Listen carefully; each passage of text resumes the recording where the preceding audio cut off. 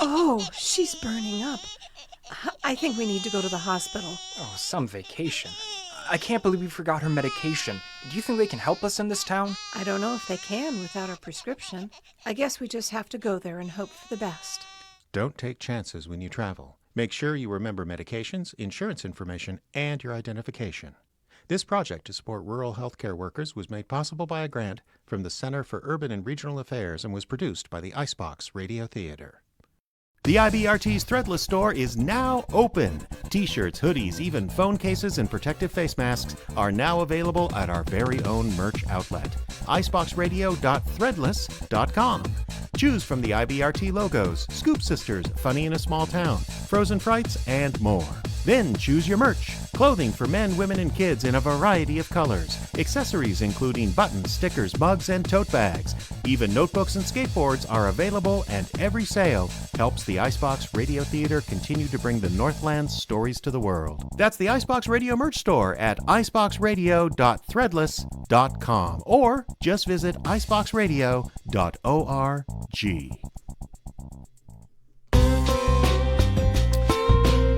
That's right, it is iceboxradio.org. That is the website. That was the spot, and this is the CRISPR, the news, information, and whatnot podcast, video, what have you, from the Icebox Radio Theater in the Icebox of the Nation, International Falls, Minnesota. I am Jeff, and this is CRISPR number 696 for December the 14th, 2025. Happy holidays, wherever you are, whatever you might be doing.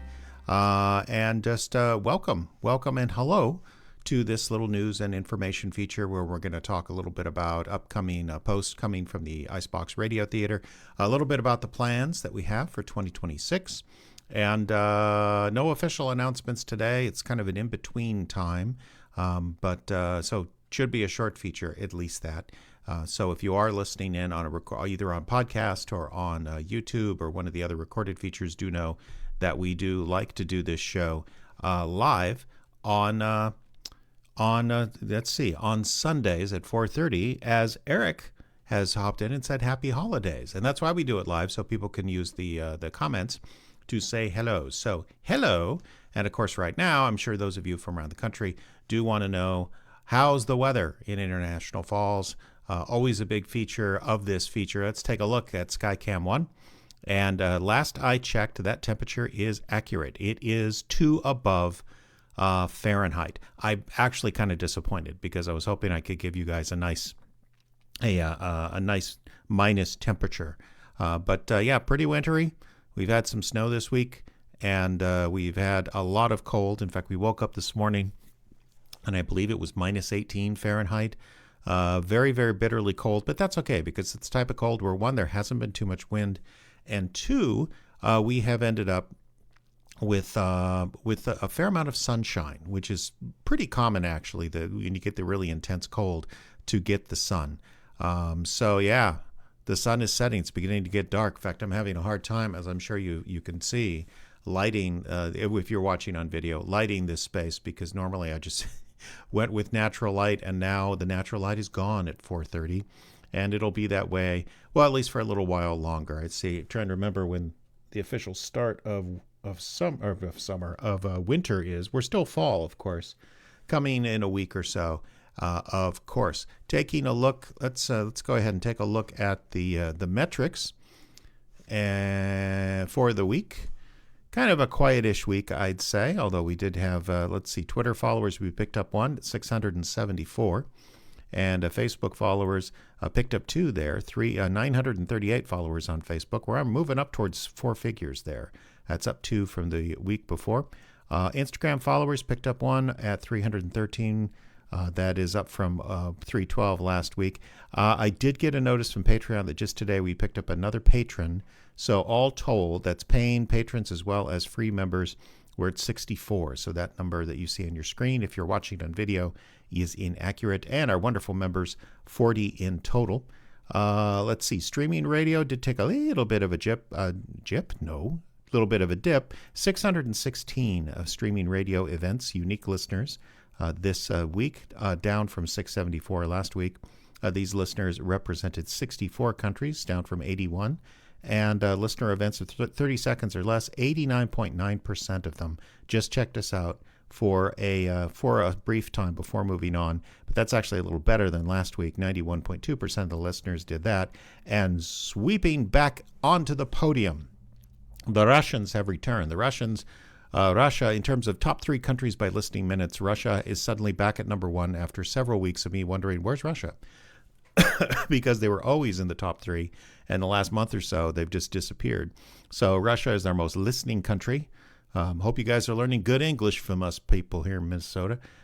Second place, USA, and Germany in third. Sorry, Canada, you came in fourth this week. And I'm very happy to report that our podcast subscribers has increased slightly, 38,049 down, up from, 36,772. Correspondence, we did have some. I did not prepare real well for that because I knew I'd heard from Ken in Hawaii. Thank you so much, Ken, for writing in. He was checking in on me and also knowing that I had family in the Pacific Northwest. If you're not aware, Western Oregon, Western Washington, noted for their rain this time of year, but they're outdoing themselves. There's what they call the atmospheric river in the Pacific Northwest, especially the western side, west of the Cascade Mountains. And yeah, lots and lots of flooding. I believe my mom is okay in McMinnville, Oregon. McMinnville, Oregon actually has a large natural creek bed that runs through the middle of it that takes care of a lot of runoff. But I do know for a brief time that Diane's folks up in Cedar-Woolley, Washington, were cut off because they live on a hill, but the roads all around them were basically at sea level, at the very bottom of a valley. And I haven't heard a recent update, but they were doing just fine. They just couldn't really go anywhere without a boat, which they don't have. So thank you so much, Ken, for that. The other thing I wanted to mention here for you folks on video, you can actually see this one. Where's the camera? There it is. And this is a note. Bill from, let's see, yes. Bill from Baltimore wrote this week, and he wrote old-fashioned snail mail. He says, and he's going to explain this a little bit, he calls it, or he dates this letter October 63rd, 2025. Hey, Jeff, when I responded to the fall fundraiser, I completely overlooked the part about renewing my membership. Well, that's fine. You know, that's fine. Although I appreciate it this time. Sometimes my brain is just too late to the party. Oh, I know the feeling. So I have rewritten my calendar, declaring today to be the 63rd day of October. I can officially renew my membership during the appropriate month. I hope you don't mind my little calendar trick. If it works for the IBRT, maybe I'll try it on the IRS. I would not advise that, Bill. Don't do that. Hope you and yours had a happy Thanksgiving. We did. I am days away from celebrating the birth of my first grandchild. Oh, what fun. I like my two. They're neat. So very exciting times here in Maryland. Thanks. And this is from Bill. Bill, if you're listening or you catch this at some point, you should know we almost had, there was a very nice donation check in with that letter. And I lost it at one point. I went and got the mail one day and somehow it all slipped out of my hands, probably because it's winter here and I was wearing gloves and I probably was carrying 2 other things and just trying to do too much simultaneously. And my wife, Diane, found it like a day later in the snow, brought it in and said, hey, this looks important. I said, yes, it does look important. It's not from our local cable company trying to get us to re-up, and it's not college recruiting that we still get occasionally, even though our kids are in their 30s. It is actually a very important letter. And the best thing to know is actually that I think we got that on Wednesday of last week. Tuesday of last week, we had considerable snowfall. So if the Postal Service had been one day sooner, it'd probably be out there till spring. So thank you so very much, Bill. And I'm glad it all worked out. And the financial standing of the theater is in pretty good shape, is all I can say there. Also got a very nice note from, I wonder if I can find this real quick. There is an individual who I did not know before, but he wrote to me on Facebook Messenger, which is always a bit interesting when you get something from the Facebook Messenger, because it's complicated. I have 2 accounts on Facebook, and it's always a mess when people try and write me there. And am I going to find him? Nah, that's Ken. Ken had asked if there's a rebroadcast available of Christmas Carol, or actually of the CRISPR. But anyway, I'm not going to find this individual. But he had very nice things to say. Just discovered the theater, enjoys radio drama. and particularly like the show Harry with John Bell. And if you haven't heard that, it's on the Frozen Frights podcast, and it's fantastic. Theologically astute horror, if you're into that kind of thing, as indeed am I. Okay, so here we are, heading into the holidays. And the announcement I have to make to you all is letting you know that this will probably be the last CRISPR we're going to do until after the holidays. We got Christmas, of course, coming up. And after that, we will be going to Los Angeles, California for a brief time to spend New Year's with my daughter, Rachel Malasic, who, of course, longtime actor with the theater and helped us do the show last August at the Burbank's Little Victory Theater. So we're going to be spending a little bit of time. It basically won't be back and ready to go until the 11th of January, let's say. And another reason that I wanted to take a time off is that the next 2 months are going to get very interesting for me. And I want to sort of gently introduce a concept that I think, especially for you guys that listen on the CRISPR and watch on the CRISPR, deserve to know about. And that is that we'll be taking a little bit of a slowdown around here in 2026. I had intended to take a slowdown in 2025, but realized that for a variety of reasons, that wasn't possible unless I just, stopped doing fundraisers. The problem is, of course, is we generally do fundraisers around here. We just do two. We do one in July and one in October. And that sort of pays for the next year. So we do a fundraiser, and it's not for the year we're living in, it's for the next year. And I couldn't very well do a fundraiser 1 year and then just stop production the year after that, because it's like people were giving money specifically to help us produce things. So what do I mean by slow down? Well, the plan right now, the rough plan, it's a rough draft. I do not have I do not have approval yet from the board for this, is that we would do 2, maybe 3 live shows and an indeterminate number of studio-based work. Definitely, probably more studio than live. And the reason for this is a couple different reasons. One is I really feel like we maybe need to slow down a bit and start getting really good again. And also, the live shows do require an awful lot of work, and they tend to take my whole attention for like a month leading up to them, which has been great. But I also feel like, let's get back to it and get back to really exploring the world of audio drama.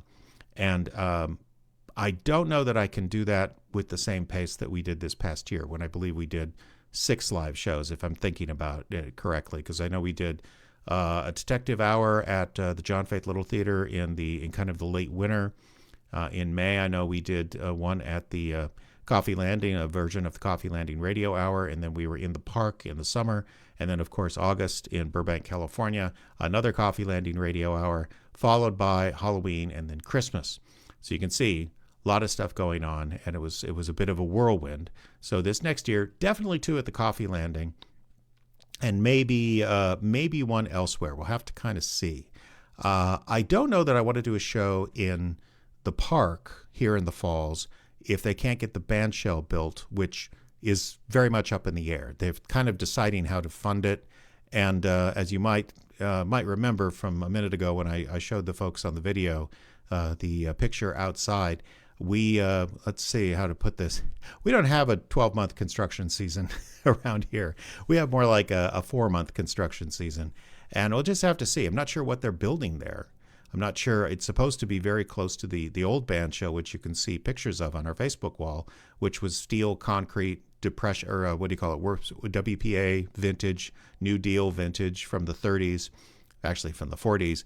But it was a sturdy structure that burned in 2023 or 2024. I can't even remember now. And I'm not sure we'll be back in the park again if they don't replace that, because it's not quite the same vibe. And I would like to do a show at the John Faith at some point, maybe Halloween, but frankly, the audiences for Christmas are a little better. We're going to do something for Halloween. I really want to do. I love Halloween. It's for audio drama. Not quite sure what. Of course, we did a couple of wonderful video specials starring myself and Justin Kapla as the Winter Warlock and Sidney Thermidor. That would be fun to do again, or some version of that. We'll just have to see. Point is, in the short term, take a few weeks off from the CRISPR, because there isn't that much to report, given the fact that we will be dropping as a podcast and also making the video public of A Christmas Carol. That was way too complicated. You can see A Christmas Carol. If you missed, if you didn't get a ticket and missed the stream on December 6th, we're going to be making that public on YouTube on the 25th of December, as well as dropping A Christmas Carol as a podcast on the same date. So that's the audio that I'm working on right now, doing a little bit of an edit. It sounds pretty good. This was, of course, a wonderful production, wonderful audience, wonderful online audience. Everything was great. But that's really the only thing in the offing IBRT-wise for the next couple of weeks, because I think I've mentioned this before, but I have taken a new job. Don't panic. It's a volunteer job, but it's still a job. And for those of you on video, I think I can show you this without. Yes, I am the new editor of Radiogram, which is the newsletter of SPURDVAC, which stands for the Society to Preserve and Encourage Radio, Drama, Variety, and Comedy. And these are wonderful people. They have been in the business of preserving old-time radio for 40 years. I believe 1974 they were founded. And yeah, thank you, Tom, or Eric. Eric says, congratulations. I am very excited about this. This last week it took up all my focus because the guy I'm replacing as editor of Radiogram did the job for 26 years. So you can imagine my fear and trepidation when I do have some background in print media, just not in this century. And yeah, getting back into that, especially when it meant learning a brand new computer program, which thankfully a lot of the stuff I've done here at IBRT played into that. It wasn't all totally foreign to me. It was just, you know, when you learn a new computer program, especially media programs, they all tend to do the same things, but they call them different things and they put them in different places. And this one in particular, the print is very, very small. And I am very happy with how it's gone so far. I'm figuring things out, folks. Now I just got to figure out what to put in my first issue. Now, the interesting thing about me taking over as the editor of Radiogram is if you look over the last few episodes or the last few issues, I got to stop saying episode because it's not a podcast, it's a magazine. If you look over the last few issues, the focus is really on old-time radio, which was originally SPURDVAC's purpose. They started out as a what they used to call tape trading convention. What's tape trading, you ask? Well, before the internet, aficionados of old-time radio would have these recordings that got picked up somewhere. You know, sometimes literally radio stations would be cleaning out rooms and old discs, old vinyl records. Some of them weren't even vinyl. Old discs would be tossed out because they weren't needed anymore. And the janitor or friends of his or somebody would take these home. And when cassette recording became commonplace in the 70s, you could start taking these discs and making copies of them. And fans would start trading these tapes back and forth by mail, primarily, but then also there would be these conventions where usually some great actors from the golden age, people who used to act in New York or Hollywood, they would come and do a recreation. And this is really what SPURDVAC's beginnings were. The thing is, right now, I understand people on the board of the organization would like to incorporate more new audio in their focus. I think this had something to do with why they decided to give me the job. I think it also might be nobody else wanted it, which, you know, in this post-COVID world, there's a lot of places that are understaffed, and it runs into it a lot. Whatever the case, they got me, and in any gathering of SPURDVAC people, I'm almost sure to be the least knowledgeable old-time radio person in the room. So, yeah, I'm a little bit nervous about how the response will be to my first episode. Now, my first issue, there, I did it again. I will be doing this, probably taking most of my focus for the next month or so. I really want to get this first issue, which is supposed to be officially out by the end of January. But there's so many little details that I have to learn and things I have to figure out. And as I say, the guy I'm replacing did it for 26 years, which means there's things he's forgotten that we really need to know that he just didn't even think about anymore, because that's what happens when you do a job for 26 years.